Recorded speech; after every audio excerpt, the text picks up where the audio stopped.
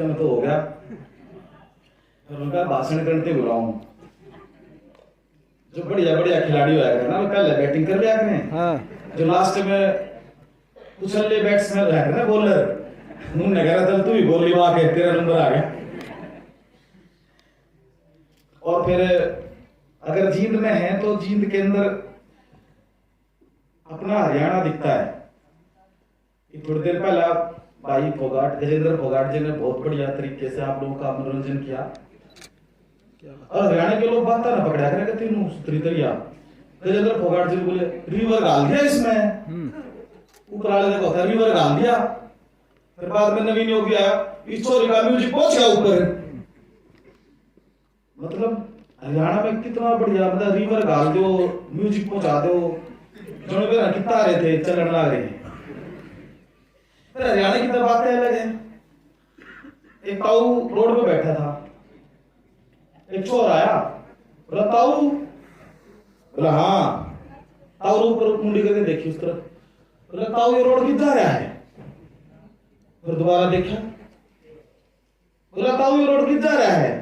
फिर ताऊ ने ऊपर देखा, बोला 60 साल से इसमें देखूं इतने कितना ना गया हो ये फिर जागा। मतलब हरियाणा की तो बातें अलग है।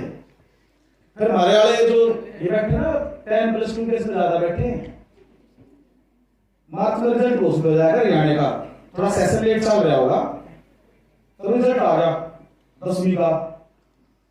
तब बाबू ने पूछा क्या होगा तेरे रिजल्ट का। बोला बाबू बीसी का 16 फेल होगा।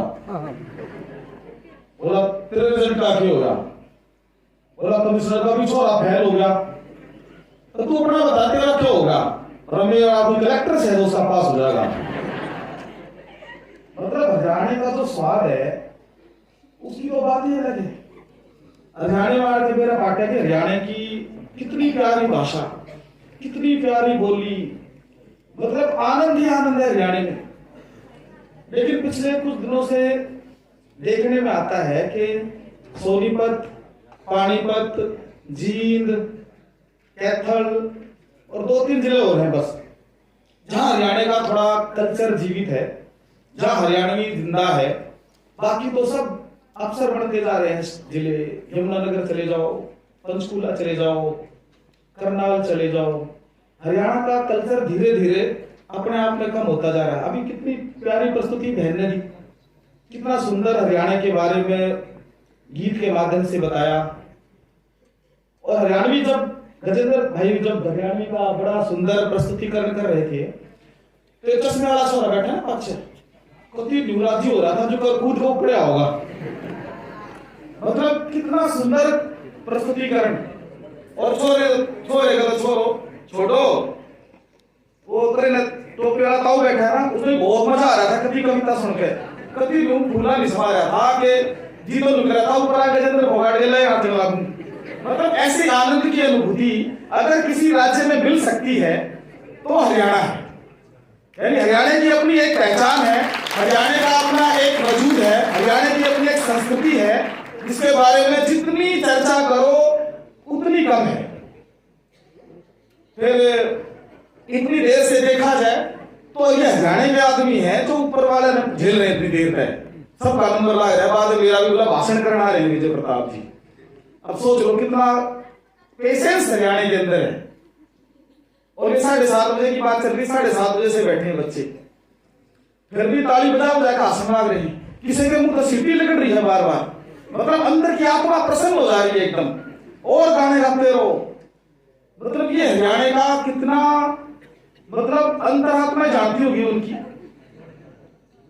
क्यों सही कह रहा हूं?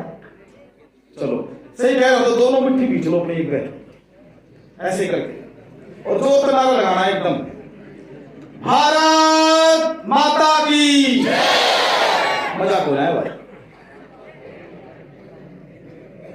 10वीं 12वीं के ज्यादा है, हाथ खड़े कर लो ठीक है। मैडम ने रखवाए होंगे तारे हाथ, दोनों हाथ ऊपर कर लो। अब दोनों मुट्ठी बीच के ठाना हाथ, फिर नारा लगाना है, भारत माता की। एक बासी लगा भारत माता पीछे वाला, आखिरी और लगा लो। अच्छी तरह लगना चाहिए कि पूरे कैंपस में आवाज जाए, इसी तरह लगाओ नारा, भारत माता की, भारत माता की। आई कुछ लंबी सी बात का स्वाद तो बहुत ले हरियाणा में, हर बात का स्वाद ले कति बढ़िया जमा कति लोग बतावे हैं कि भारत माता की जय के नारे में भी देखो कैसा जीसा आ गया, जीसा गाल दिया हो चुका। मंच पर उपस्थित पद्मश्री श्रीमान योगेश्वर दत्त जी, कुल सचिव professor Lovleen Mohan ji, chairperson doctor Anuradha Saini ji, Gajendra Phogat जी तो भारी चले गए, फिर भी नाम तो लेना ही पड़ेगा, इतनी अच्छी कविता सुनाई है। आदरणीय गजेंद्र फोगाट जी, संदीप लोहान जी, मनोज अत्री जी, नरेंद्र कुमार जी, सुनील उझाना जी, और मेरे सामने इस सभागार में उपस्थित जींद शहर से आए हुए सभी गणमान्य नागरिक, जींद जिले से आए हुए सभी छात्र छात्रा, सभी का मैं इस विद्यार्थी परिषद के जिला सम्मेलन में हार्दिक स्वागत और अभिनंदन करता हूं।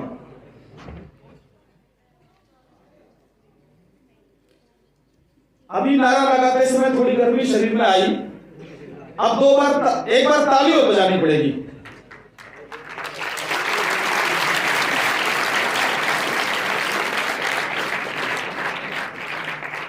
बिना मतलब बजानी शुरू कर दी। मैंने कहा था ताली बजानी होगी, मैंने कहा था ताली बजानी पड़ेगी, नहीं थोड़ी ना ताली बजाओ, और बिना मतलब ताली बजा दी। बिना मतलब ताली कौन बजाओ बे, बिना मतलब ताली कौन बजा करे? अरे जब कही जाए जब ताली बजाओ, ये ताली बजानी है। हम सबके बीच में आज इस कार्यक्रम के मुख्य अतिथि, भारत में पद्मश्री सम्मान उसी को मिलता है जिसने इस देश के लिए कुछ किया है।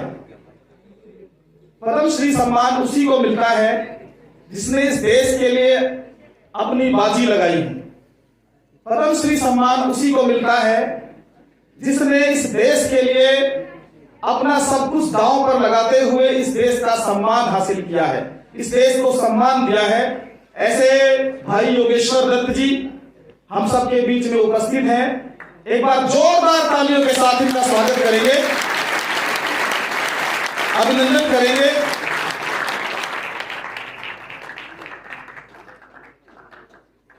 तो मैं एक बार पूछता हूं आपसे, पूछता है भारत नहीं, मैं पूछता हूं, पद्मश्री सम्मान जिनको मिला है और इस सभागार में उपस्थित हैं, ऐसे मुख्य अतिथि का नाम जोर से बोलना है। 1 2 3। श्रीमान योगेश्वर दत्त जी। श्रीमान योगेश्वर दत्त जी। मैंने इसलिए बोला, ये जो छोटे छोटे बच्चे हैं जब इस कार्यक्रम के बाद अपने घर में जाएंगे, अपने पेरेंट्स से मिलेंगे, अपने माता पिता से मिलेंगे, तो बोलेंगे कि मैं जिस कार्यक्रम में गया था उस कार्यक्रम में भारत के सर्वोच्च सम्मान प्राप्त करने वाले पद्मश्री योगेश्वर दत्त जी उस कार्यक्रम में आए थे, ताकि घर वालों को पता चले कि विद्यार्थी परिषद जो कार्यक्रम करता है, विद्यार्थी परिषद के कार्यक्रम में किस प्रकार के लोग आते हैं, विद्यार्थी परिषद के कार्यक्रम में किस प्रकार के लोग बुलाए जाते हैं। दूसरा भाई गजेंद्र फोगाट जी, कला और संस्कृति का जीता जागता उदाहरण, कला और संस्कृति के माध्यम से हरियाणा की पहचान बनाने वाले, हरियाणा की शान को जीवित रखने वाले भाई गजेंद्र फोगाट जी केवल राजनीतिक क्षेत्र में नहीं है, अपितु हरियाणा के लिए, हरियाणा के कल्चर को स्थापित करने के लिए, हरियाणा की आवाज को स्थापित करने के लिए, स्थानीय भाषा को जीवित रखने के लिए, कला के क्षेत्र में जिस प्रकार से उन्होंने अपना योगदान दिया है, निश्चित रूप से हरियाणा के लिए बड़े ही सम्मान का विषय है। बाकी देश में बहुत सारे लोग ऐसे आते हैं, बहुत सारे लोग ऐसी चर्चाएं करते रहते हैं, लेकिन अपनी कला, अपनी संस्कृति को जीवित रखना अपने आप में बहुत बड़ी बात होती है। तो ऐसे दो प्रमुख लोग आज इस कार्यक्रम में हम सबके बीच में उपस्थित हैं। मैं भी इस मंच के माध्यम से आप दोनों का हार्दिक स्वागत और अभिनंदन करता हूं। योगेश्वर दत्त जी का जब भाषण चल रहा था तो योगेश्वर दत्त जी ने भारत के बारे में, भारत गुलाम था, भारत की संस्कृति के बारे में बताया और हम सबको भी इस देश के लिए कुछ करना चाहिए। हम सभी को इस देश के लिए इस अपने प्राणों को न्यौछावर करने की जो बात आई है, लेकिन हमें प्राण न्यौछावर नहीं करने, हमने इस देश के लिए जीना है, इस देश के लिए कुछ कर गुजरना है। तो ऐसे ही गजेंद्र फोगाट जी ने कहा कि अमेरिका और इंग्लैंड से अगर अपने छात्रों को बुला लिया जाए तो वहां की जो मेडिकल प्रणाली है तो वो ध्वस्त हो जाएगी, वहां की जो टेक्निकल प्रणाली है वो ध्वस्त हो जाएगी। इस प्रकार के देश के युवा पूरी दुनिया के अंदर फैले हुए हैं, पूरे भारत का नाम ले रहे हैं। और अनुराधा जी ने जो एक शब्द बोला था कि भारत के अंदर ही तक्षशिला जैसा विश्वविद्यालय हुआ करता था, शायद आप लोगों ने सुना होगा। तो तक्षशिला और नालंदा जैसे विश्वविद्यालय भारत में हुआ करते थे, जहां पर पढ़ने के लिए दुनिया के विद्यार्थी यानी 10,000 विद्यार्थी भारत में शिक्षा ग्रहण करने के लिए आते थे। यानी इस प्रकार की शिक्षा व्यवस्था भारत में लागू थी। तो आज इस जिला सम्मेलन के माध्यम से विद्यार्थी परिषद ने जो काम किया है, विद्यार्थी परिषद पूरे देश भर के अंदर जिला सम्मेलनों का आयोजन कर रहा है। जिला सम्मेलन के माध्यम से विद्यार्थी परिषद पूरे देश के अंदर विद्यार्थी परिषद का काम कैसे होना चाहिए, विद्यार्थी परिषद का काम कैसे बढ़ना चाहिए, यानी कार्य का सुदृढ़ीकरण कैसे होना चाहिए, कार्य का विस्तारीकरण कैसे होना चाहिए, उसको लेकर विद्यार्थी परिषद पूरे देश भर में जिला सम्मेलन कर रहा है। और जिला सम्मेलन के माध्यम से हम देश के नौनिहालों के अंदर, देश के नौजवानों के अंदर भारतीय संस्कृति का भाव कैसे जागृत होगा, भारतीय कल्चर कैसे आएगा, भारतीय शिक्षा पद्धति कैसे आएगी, भारत की शिक्षा व्यवस्था कैसे सुदृढ़ होगी, उसको लेकर विद्यार्थी परिषद ने जिला सम्मेलन के माध्यम से आज जिले भर के विद्यार्थियों के अंदर भारतीय संस्कृति से ओतप्रोत नौजवान देश में आगे आए, भारत के लिए शिक्षा व्यवस्था में आमूलचूल परिवर्तन लाने के लिए, यानी भारत की शिक्षा व्यवस्था कैसी होनी चाहिए, उसको ठीक करने में किस प्रकार का योगदान दे सकते हैं, ऐसे योगदान को लेकर विद्यार्थी परिषद पूरे देश भर में जिला सम्मेलन कर रहा है। विद्यार्थी परिषद के इतिहास के बारे में जब बात करते हैं तो 9 जुलाई 1949 को विद्यार्थी परिषद इस भारत के अंदर प्रवेश करता है। विद्यार्थी परिषद का रजिस्ट्रेशन 9 जुलाई 1949 को होता है और विद्यार्थी परिषद का रजिस्ट्रेशन होने के पश्चात, यानी देश जब 1947 में आजाद हुआ तो आजादी मिलने के पश्चात भारत कैसा होना चाहिए, भारत किस प्रकार का होना चाहिए, यानी भारत की शिक्षा व्यवस्था कैसी होनी चाहिए, उसको लेकर विद्यार्थी परिषद देश में काम करना प्रारंभ करता है। और जब 1950 में भारत का संविधान लागू होता है तब विद्यार्थी परिषद ने इस देश के लिए, यानी इस देश का नाम भारत होना चाहिए, इस देश का राष्ट्रीय गीत वंदे मातरम होना चाहिए और इस देश की राष्ट्रभाषा हिंदी होनी चाहिए, इसको लेकर पूरे देश के अंदर आंदोलन चलाया। और विद्यार्थी परिषद के आंदोलन के फलस्वरूप पूरे देश के अंदर, यानी भारत का, इस देश का नाम भारत, ये अगर हुआ तो इस देश के अंदर विद्यार्थी परिषद जैसे छात्र संगठन के कारण ही ऐसा हुआ, क्योंकि संविधान के अंदर लिखा था इंडिया, लेकिन विद्यार्थी परिषद ने जब आंदोलन किया तब इस देश का नाम भारत हुआ। आज भी संविधान उठाकर जब आप देखेंगे तो उसमें स्पष्ट शब्दों में लिखा गया है इंडिया, दैट इज भारत, यानी भारत शब्द का प्रयोग करने के लिए विद्यार्थी परिषद जैसा छात्र संगठन ही देश के सामने आया। यानी इस देश के अंदर जो देश पहले सोने की चिड़िया कहलाता था और जो देश पूरे दुनिया के अंदर वसुधैव कुटुंबकम की परिभाषा को लेकर काम करता था, सर्वे भवन्तु सुखिनः की परिभाषा को लेकर काम करता था, उस प्रकार का भाव नौजवानों के अंदर आए, उसको लेकर विद्यार्थी परिषद ने इस देश के अंदर काम करना प्रारंभ किया। और ऐसे अगर 1948 से लेकर 1949 से लेकर 2022 तक की विद्यार्थी परिषद के इतिहास की अगर गाथा आपके सामने रखेंगे तो समय कम पड़ जाएगा, लेकिन विद्यार्थी परिषद का योगदान इस देश के लिए कितना है वो समय कम पड़ जाएगा, लेकिन विद्यार्थी परिषद का इतिहास समाप्त नहीं होगा। यानी विद्यार्थी परिषद ने इस देश के लिए क्या क्या किया, विद्यार्थी परिषद ने इस देश को बचाने के लिए, इस देश की संस्कृति के लिए विद्यार्थी परिषद ने कितना योगदान दिया है, निश्चित रूप से वह योगदान अविस्मरणीय और सराहनीय है। मैं देख रहा था कि जो 10+2 के विद्यार्थी यहाँ पर बैठे हुए हैं, अगर इनको भाषण के माध्यम से विद्यार्थी परिषद के इतिहास के बारे में बताएंगे तो शायद इनके सिर के ऊपर से वो बात चली जाएगी। इनको लगेगा कि सामने मंच वाला व्यक्ति खड़ा है, भाषण दे रहा है और ये भी इधर उधर दाएं बाएं ताकेंगे, मेरा भाषण खत्म होगा, ये नमस्ते करेंगे और बाहर चले जाएंगे। लेकिन इनकी समझ में नहीं आने वाला विद्यार्थी परिषद के बारे में बोला क्या है।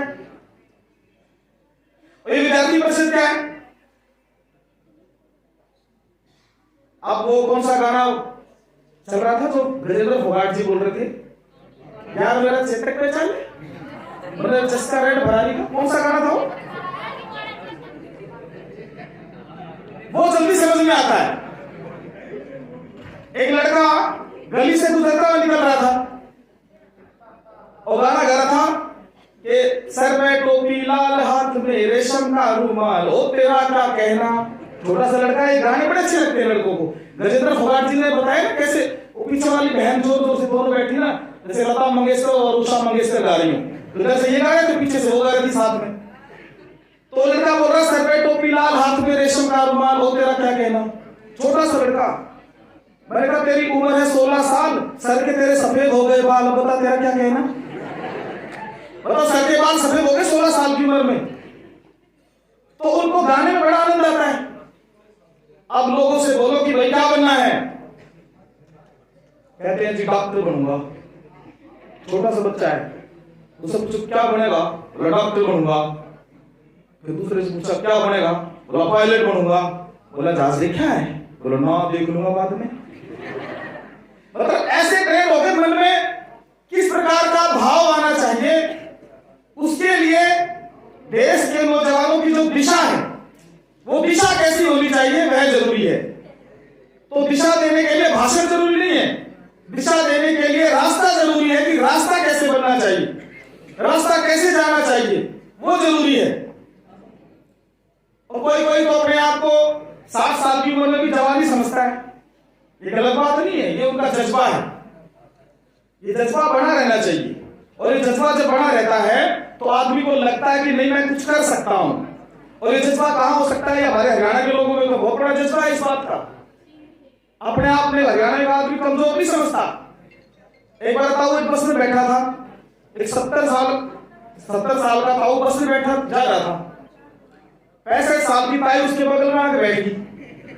ताई ने पूछा ताऊ कित जाएगा, ताऊ ने उसकी साइड देखा, बोला कितना पेशेंस है हमारे हरियाणा में देखना।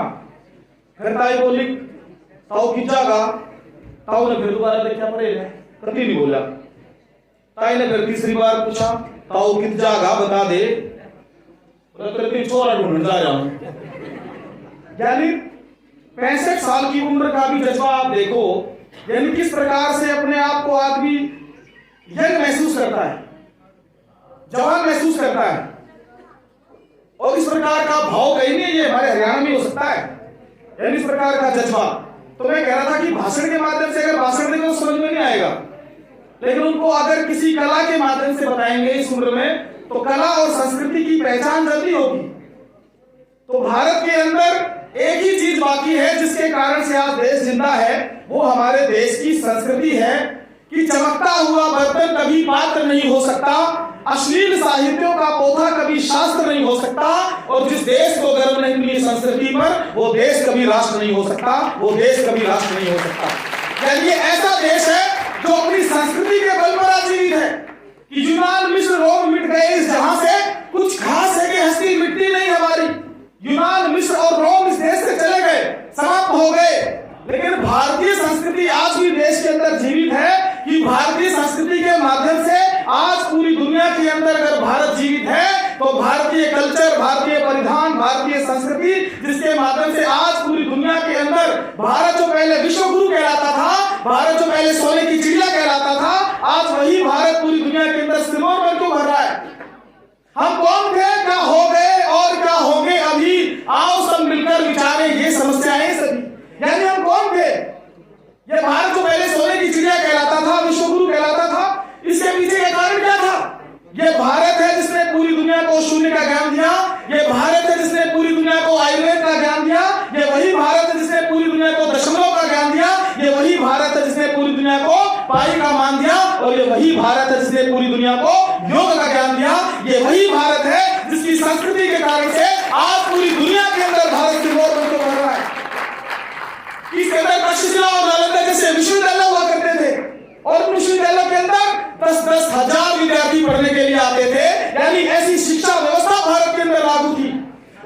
शिक्षा व्यवस्था को जीवित रखने के लिए विद्यार्थी परिषद जैसे छात्र संगठन ने 1949 के अंदर अपनी स्थापना काल से लेकर आज 2022 तक 2023 तक उस भारतीय संस्कृति के पुनर्जीवन के लिए, उस भारतीय संस्कृति को जागृत रखने के लिए लगातार नौजवानों के अंदर शिक्षा व्यवस्था ठीक होनी चाहिए, शिक्षा व्यवस्था दुरुस्त होनी चाहिए, शिक्षा का भारतीयकरण होना चाहिए। ऐसी शिक्षा व्यवस्था को लाने के लिए विद्यार्थी परिषद के कार्यकर्ताओं ने लगातार इस देश के अंदर कॉलेज कैंपस के माध्यम से, यानी कॉलेज कैंपस के अंदर जो आज इस सभागार में बैठा नौनिहाल है, जो इस कॉलेज कैंपस के माध्यम से, स्कूल के माध्यम से इस सभागार में बैठा जो विद्यार्थी है, उस विद्यार्थी के अंदर कक्षा 9 से लेकर 12 तक एक ही जयगान करने की योजना बने, एक ही जयगान करने की बात उठे। वो जयगान अगर कोई है तो उस जयगान का नाम है भारत माता की जय, भारत माता की जय। यानी 9 का विद्यार्थी जब भारत माता की जय बोलता है तो उसके पीछे कहीं ना कहीं जो छात्र संगठन है, वो विद्यार्थी परिषद है, जो कक्षा 9 के विद्यार्थियों के स्कूल में जाकर के उनको भारत माता की जय का नारा कैसे लगाया जाता है, उनके अंदर भारत माता की जय का जय घोष कैसे आएगा, उनके अंदर भारत माता की जागर करने का भाव कैसे आएगा, ये भाव अगर कोई छात्र संगठन ला सकता है भाइयों बहनों तो विद्यार्थी परिषद है। विद्यार्थी परिषद के माध्यम से हम कौन थे, हमारी संस्कृति कैसी थी, हमारा आचार व्यवहार कैसा था और क्या हो गए, हम पहले क्या थे और क्या हो गए। यानी 1948 के बाद जब भारत का विभाजन हुआ तब इस देश के अंदर जब अंग्रेज जा रहे थे भारत को छोड़ करके, तो उन्होंने भारत को जिनके हवाले किया, हवाले तो करके जा रहे थे। और जब चुनाव हो रहा था तो चुनाव के दौरान तो जीत सरदार वल्लभ भाई पटेल की हुई थी, लेकिन प्रधानमंत्री नेहरू जी बनते हैं। तो भारत कैसा होना चाहिए, पिछले 70 साल के दशक में भारत कैसा था, भारत का स्वरूप कैसा खड़ा हुआ, भारत का स्वरूप खड़ा होने के लिए कितनी यात्राएं भारत के अंदर स्वतंत्रता के बाद भी ऐसी होती रही।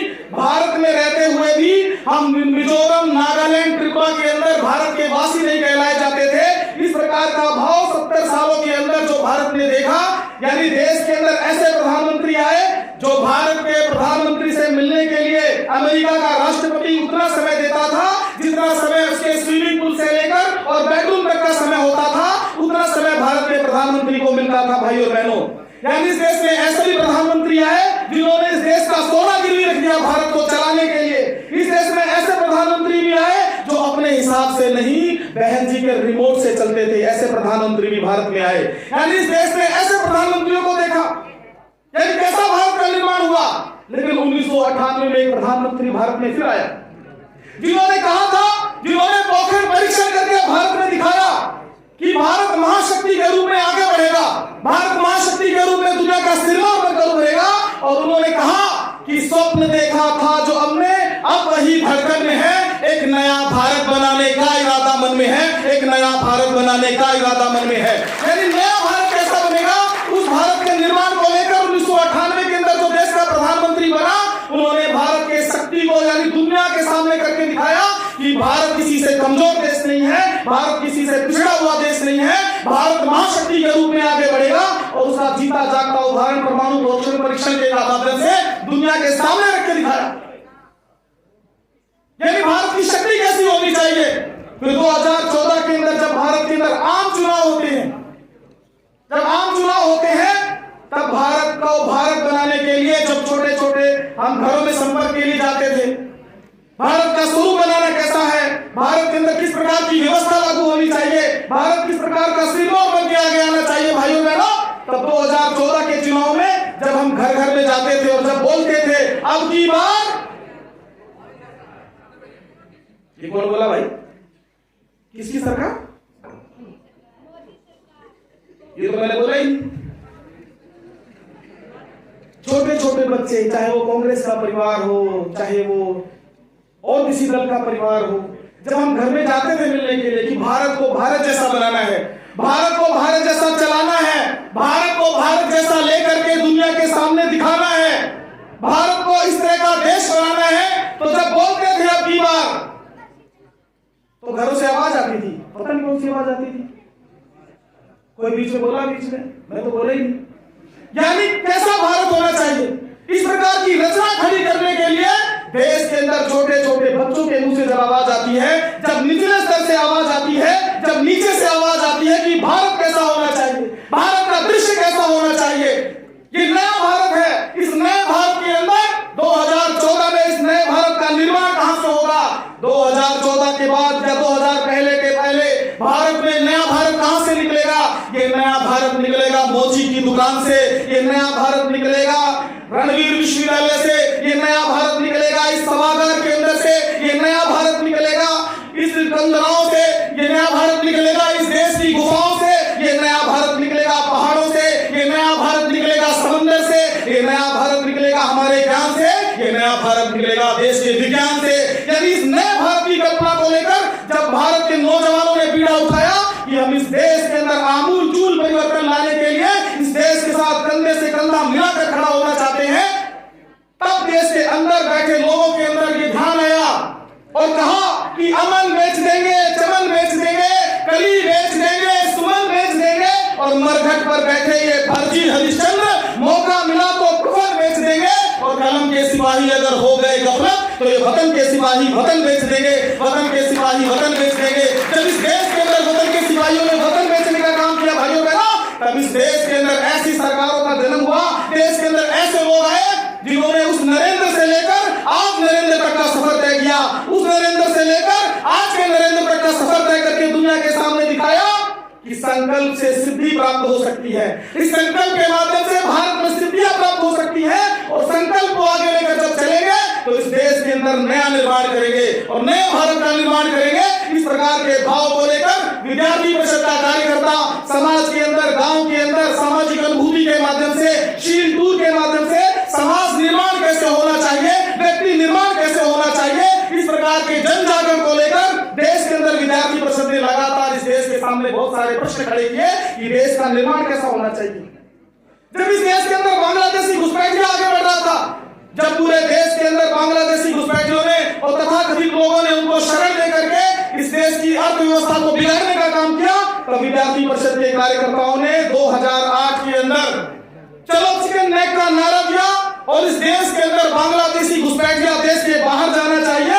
इस देश के गृह मंत्री के सामने एक रिपोर्ट प्रस्तुत की, इस देश के अंदर 3 करोड़ बांग्लादेशी घुसपैठिया रहता है और तत्कालीन गृह मंत्री ने इस बात को स्वीकार भी किया कि विद्यार्थी परिषद का जो सर्वे है वो सर्वे यथासत्य है और इस सर्वे के माध्यम से इस देश के अंदर जो बांग्लादेशी घुसपैठिया घुसा हुआ है वो इस देश को कहीं न कहीं देश की अर्थव्यवस्था को, देश की शिक्षा व्यवस्था को बर्बाद करने पर उतारू है। और विद्यार्थी परिषद की बदौलत ही ऐसा हुआ कि सरकारों के सामने जब विद्यार्थी परिषद ने प्रेजेंटेशन दिया तो विद्यार्थी परिषद के उस प्रेजेंटेशन को देश की सरकार ने स्वीकार भी किया। यानी समय समय पर जब इस देश पर आपदा आई हो, जब इस देश पर कोई भी संकट आया हो, तब तब विद्यार्थी परिषद ने इस देश के साथ कंधे से कंधा मिलाकर खड़ा होने का काम किया है और देश के नौजवानों को जागृत करने का काम किया है। इस देश के नौजवानों के सामने उदाहरण प्रस्तुत किया है कि देश का नौजवान अपनी प्राणों की चिंता किए बिना इस देश के साथ कंधे से कंधा मिलाकर आगे आए, इस देश के साथ कंधे से कंधा मिलाकर समाज के सामने उदाहरण प्रस्तुत करे कि इस देश का नौजवान किसी भी हद तक जाकर के इस भारत माता के लिए, इस देश की रक्षा के लिए कुछ भी कर सकता है, चाहे हमें अपने प्राणों की आहुति देनी पड़े, चाहे इस समाज के लिए हमको निकलना पड़े, चाहे इस समाज के लिए अपना घर बार त्यागना पड़े, लेकिन मेरे लिए नेशन फर्स्ट कंट्री मस्ट का भाव है, यानी ये देश मेरे लिए पहले है। इस प्रकार के जागरण की बात को लेकर विद्यार्थी परिषद के नौजवानों ने देश के नौजवानों के सामने ये उदाहरण प्रस्तुत किया कि हर समय हर होठ पर मुस्कान नहीं होती, हर लहर समंदर की तूफान नहीं होती, ऐ छोटी छोटी बातों पर लड़ने वालों, मौत हर समय किसी की मेहमान नहीं होती, मौत हर समय किसी की मेहमान नहीं होती। यानी विद्यार्थी परिषद ने मौत को भी किनारे रखते हुए, इस देश को लिए पहले कंट्री फर्स्ट का भाव रखते हुए, जीता जागता उदाहरण प्रस्तुत करते हुए समाज के सामने जो करके दिखाया कि विद्यार्थी परिषद का कार्यकर्ता देखने में तो छोटा है, इसकी उम्र 10 साल, 12 साल, 15 साल, 20 साल, 25 साल की है, लेकिन इस देश की देशभक्ति का जो जज्बा उसके अंदर आया है, ये जज्बा इस देश को आगे लेकर जा सकता है। नहीं, इस देश के अंदर लोगों के अंदर आहार निद्रा भय मैथुन ये तो जानवर भी करते हैं, आहार निद्रा भय मैथुन ये पुरुष भी करता है, लेकिन इस देश के लिए कुछ कर गुजरने की जो तमन्ना है, इस देश के लिए जो कर गुजरने का जो भाव है, वो भाव अगर किसी फैक्ट्री से मिल सकता है तो वो एबीवीपी की फैक्ट्री है, एबीवीपी की फैक्ट्री है, जहां का प्रोडक्शन दुनिया के सामने निकल कर आता है कि जिस प्रकार का कार्यकर्ता निर्माण करने की जो फैक्ट्री विद्यार्थी परिषद ने भारत को दी है, निश्चित रूप से यह फैक्ट्री देश के सामने एक रोल मॉडल बनकर उभरती है। पिछली 12 जनवरी को आपने स्वामी विवेकानंद का जन्म जयंती कार्यक्रम मनाया।